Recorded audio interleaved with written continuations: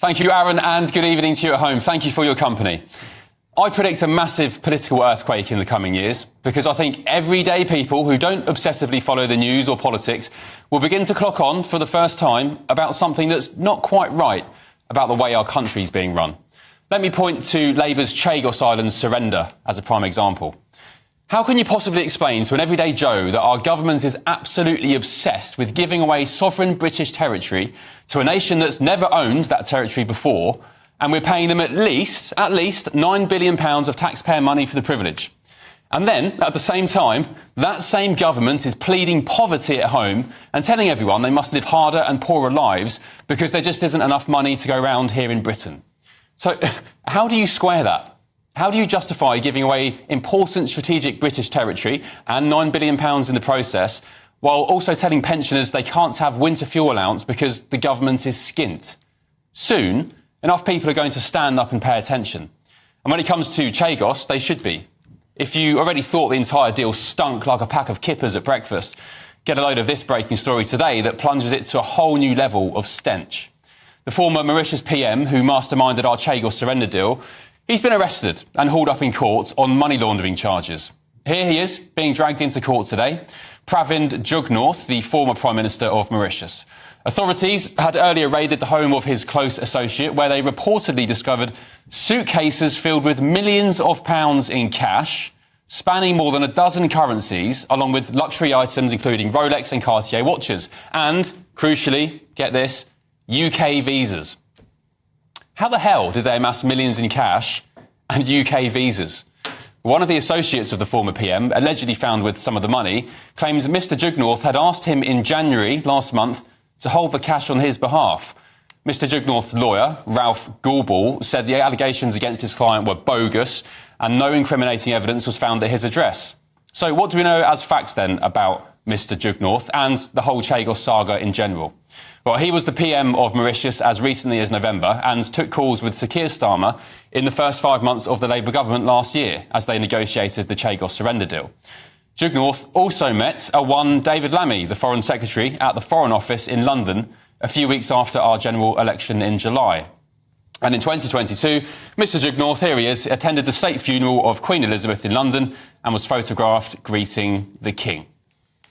Meanwhile, Keir Starmer's good friend and confidant, Philippe Sands KC, has been head of legal counsel for Mauritius since 2010, acting for Mauritius. Here he is. Sands has acted against Britain, his own country, in 3 international cases, including the case for Britain to give up Chagos. Here's a clip, and this is a good one, of Philippe Sands saying it's fantastic to humiliate Britain on the world stage. When you've been to an international court against your own country, won and humiliated them completely, they still celebrate you. And that is special. I mean, it's slightly said in jest, but how many other countries have the openness of mind and spirit to recognise that a member of their legal community, a barrister, in exercise of an independent profession, can be retained by another country to sue the United Kingdom in international court, and that is not held against you? I feel very proud of that. There we go. So remember, this guy calls Sir Keir Starmer, our Prime Minister, a great friend. He also supported Keir Starmer's campaign to become Prime Minister.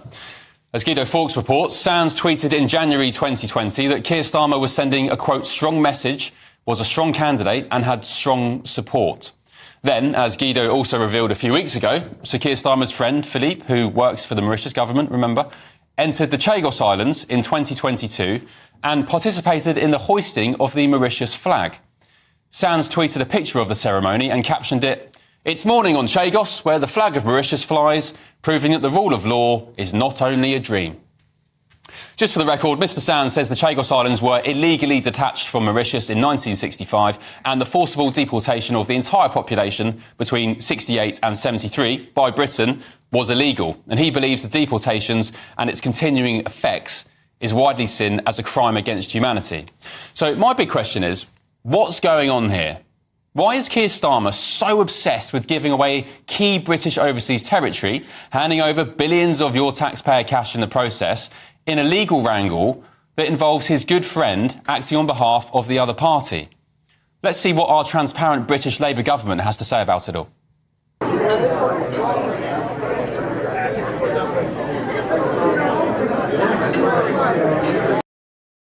Oh yeah, silly me. Absolutely nothing. Zilch. They're not speaking about it. There is, of course, no suggestion Starmer or Sands have done anything wrong, but where you have Keir Starmer's mate running around trying to seal a deal for Chagos and the former Mauritius PM being arrested on money laundering charges involving millions in cash and UK visas, you'd expect our government to say something. I don't know what's going on. I don't have the facts. I simply present you the case at hand to make up your own mind. But what I do know is that this Chagos Islands surrender deal looks increasingly bizarre and nonsensical, and certainly, most importantly, not in the interests of the British people. Let's get the thoughts of my panel now. Pub landlord and activist Adam Brooks, the political commentator Chloe Dobbs, and the former Labour Minister Bill Rammell. Good evening, panel. Good evening. Welcome along. Bill Rammell, does this deal make sense to you? Yes, it does. And look, I'm a former Foreign Office Minister who had responsibility for the Chagos Islands, and I've negotiated with the Chagosians and Mauritius. And nobody has lived in the Chagos Islands since the 1960s. It was actually one of the most disgraceful episodes in British history, started by a then Labour government to expel the Chagosians from their islands. But what matters here is that there's a hugely important military base that we and the US jointly own, and that has been at risk. Both the last Tory government and the present Labour government were persuaded by legal advice that it was better to secure a 99-year renewable lease to secure that base rather than the ongoing uncertainty that could have removed the base from us. That's what this is about. You make a big weather, Ben, about the £9 billion. That's for 99 years. By the way, that's the minimum. That's me being very conservative. That's the up to 18 billion, which Keir Starmer hasn't denied. And that's £480 per taxpayer. Right. Well, hold on. It's 0.009% of public spending for the next 99 years. If that secures us a really important military base, then that's what matters. Secure, in terms, it's not secure. It is. In terms of the detail, that will come out when the deal has been concluded, and that's the way every international negotiation takes place. It's already secure because the ICJ has no ruling over the UK. It's advisory. We do not have to adhere to the ICJ ruling now or in the future. Then why did the last Tory government begin these negotiations? Because they were persuaded by the legal advice as well. With a deal, I will sit down and listen to them. If it's rubbish, I will send them on their way. That's what the Conservative government did. No. Under Cameron, that's what they did. But they were negotiating proactively. Cameron walked out. He said, I'm not continuing. He vetoed it. Ben, I'm from Essex. I know a dodgy deal when I see one. You know, and this is diabolical. I used an analogy on GB News last week. It's like me giving my friend my shed and then saying to my friend, I will pay you for the next 99 years for me to use my own shed. And you're getting the money from your neighbour. I mean that sums it up perfectly. Why would I give something away that I already have? That base is at no risk. And I'm pretty confident that Donald Trump and the administration will put an end to this or stop to this because it makes no sense. And I think if they were going to do that, they would have done it by now. And let me ask you this, Adam. Is £9 billion over 99 years a lot of public money? And we have Is that a lot of money over 99 years? Hold on. It's a drop in the ocean. The government is pleading poverty. So even if it's... Yeah, this is 90 million a year. Even if it's £10 million, which our government seems to throw around like confetti, our pensioners are not being able to heat their homes. We should not send £1 to Mauritius. Exactly. You can argue that it's being spread over many years. We shouldn't be giving it away in the first place, regardless of... We're not giving away. We're securing our base. That's nonsense. No, it's our base now. We're giving it away. We're basically paying someone to take something from us. It's absolute nonsense. And now that we're finding out, potentially, the Prime Minister that we negotiated with this was perhaps a guy who was eyeing up the money for himself for a few more Rolexes. Who's had no charges levied against him. Well, yes, he's been hauled into court today. He's denied all the allegations, of course. course, but it looks like it could be the case that this was someone who is corrupt. Maybe that is a country, Mauritius. We don't know what the new Prime Minister will be like. It's a corrupt country that pockets money. We know with foreign aid, for example, there are plenty of issues of money going into the wrong pockets when you send it abroad. On that point, Bill, do you think the situation today with the former PM being hauled into court, I mean, of course, he denies all allegations. If anything happens with that, do you think that could threaten the deal? No, I don't, because, look, that was the previous government. The new government in Mauritius backs this deal as well. We've been told the new Prime Minister is criticising the deal. No, he's not. He's signed up to it. I choose my words carefully. In many parts of the world, there is a practice of going after your political opponents once they lose office. And because there isn't a separation of power in those countries, Mauritius is probably one of them, between the government and the courts and the judiciary, you have cases like this. Let's see what happens.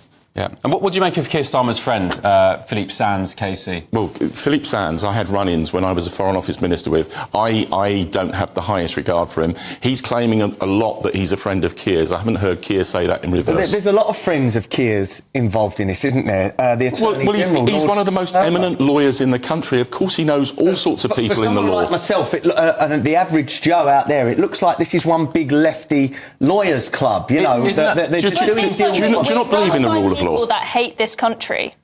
Sorry, Adam, do you not believe in the rule of law? This guy, Philippe Sands, of course I do, but... Well, then, you've got one of the most eminent lawyers in the country who was Director of Public Prosecutions for 5 years. Of course he's going to know a stack of lawyers. Type of people. Even Lord Hermer, you know, he's represented Shamina Begum and Jerry Adams. Why are these lefty lawyers always representing the people against the British state? There's something called the cab rank principle in the legal profession, that you accept cases for all sorts of people, some of which you agree with, some of which you don't. Represented, I believe, a terrorist organisation in a country abroad that wasn't the taxi cab rule.